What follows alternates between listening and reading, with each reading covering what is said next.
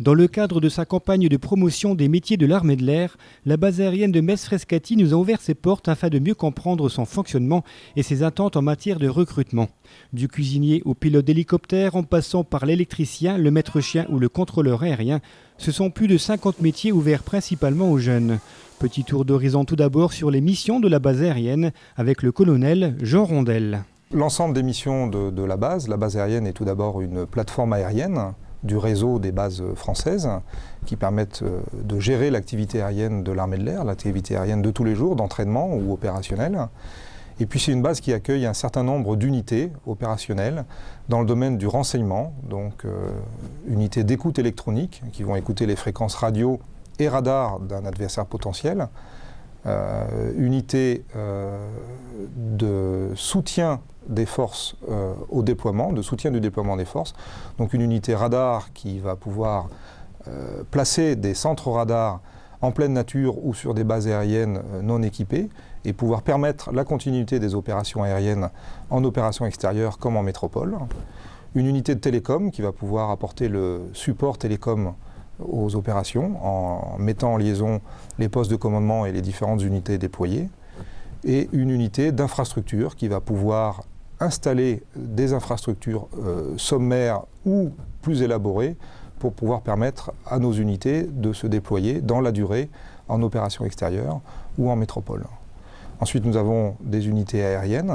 Nous avons une unité aérienne mixte avion-hélicoptère, donc avec des missions de liaison, et avec les hélicoptères principalement une mission de sauvetage en cas de crash aérien d'avions civils ou militaires dans tout le quart nord-est de la France.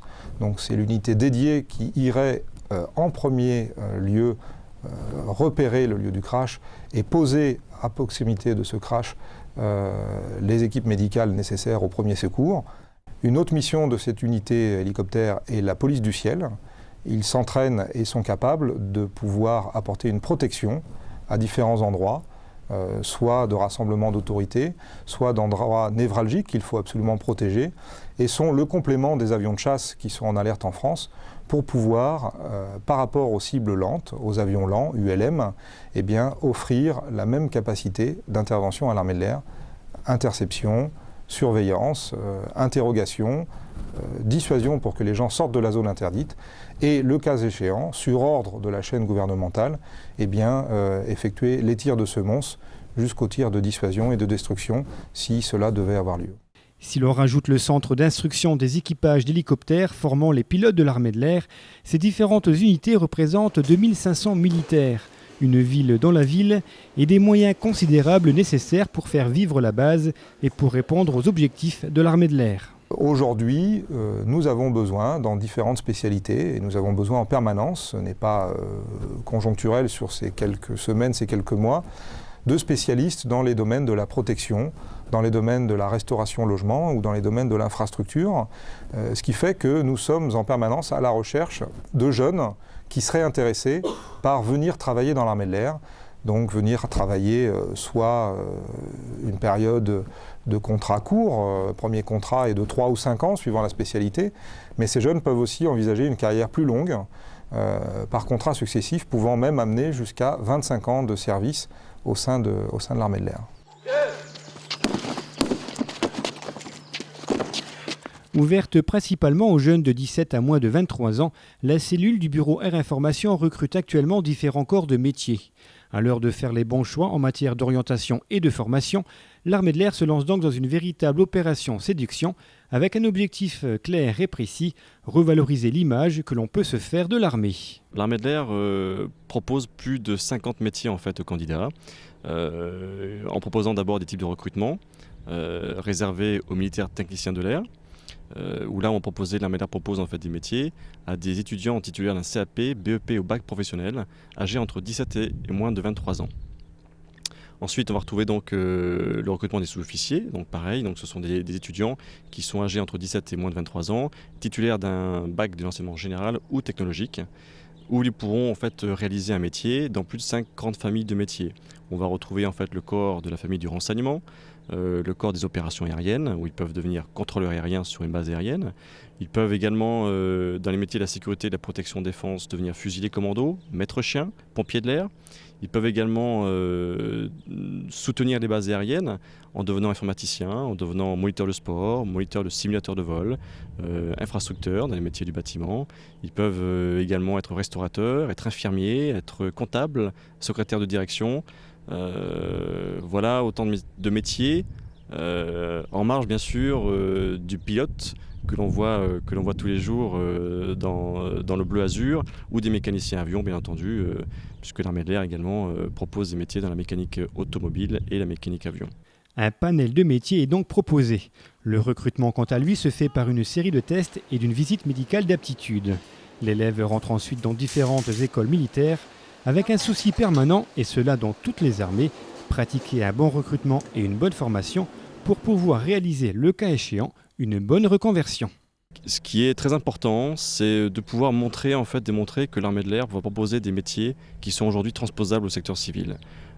Aujourd'hui, les jeunes étudiants qui sont dans les établissements scolaires, ainsi que les parents trop souvent de fois, méconnaissent en fait les métiers proposés.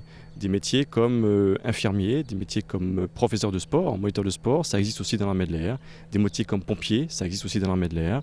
La mécanique avion, bien entendu. Informaticien.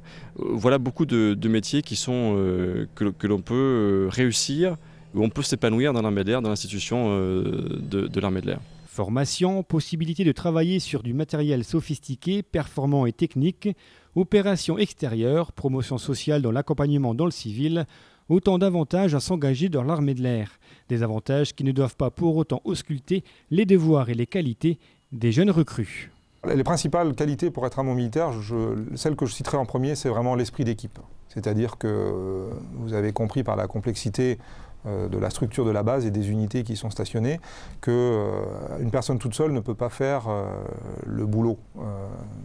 Donc elle est forcément travaille au sein d'un réseau, d'un dispositif et d'unités qui sont toutes complémentaires les unes que les autres. Et au sein de chaque unité, la qualité numéro une, c'est vraiment l'esprit d'équipe pour être capable de travailler en équipe.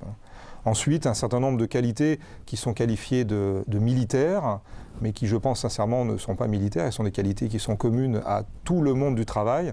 Savoir effectuer les missions que l'on nous demande, savoir rendre compte quand ça va ou quand ça ne va pas, de façon à ce que la chaîne hiérarchique puisse prendre les mesures nécessaires pour corriger le tir, corriger le travail. Donc ça, c'est la qualité de compte-rendu que l'on attribue principalement aux militaires, mais qui, je crois, doit être commune à beaucoup de monde dans le secteur civil et dans le secteur privé.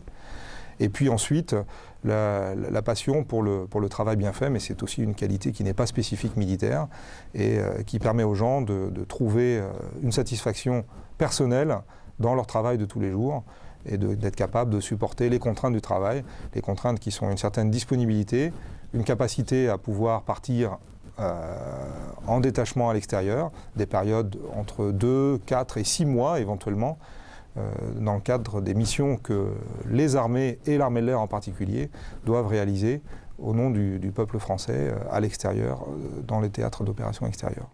Vous souhaitez en savoir davantage sur les principaux métiers recrutés par l'armée de l'air? Alors retrouvez prochainement une série de reportages vous détaillant ces métiers en vogue actuellement. Vous pourrez également obtenir toutes les informations nécessaires au bureau Air Information de Montigny-lès-Metz au 03 87 15 41 56.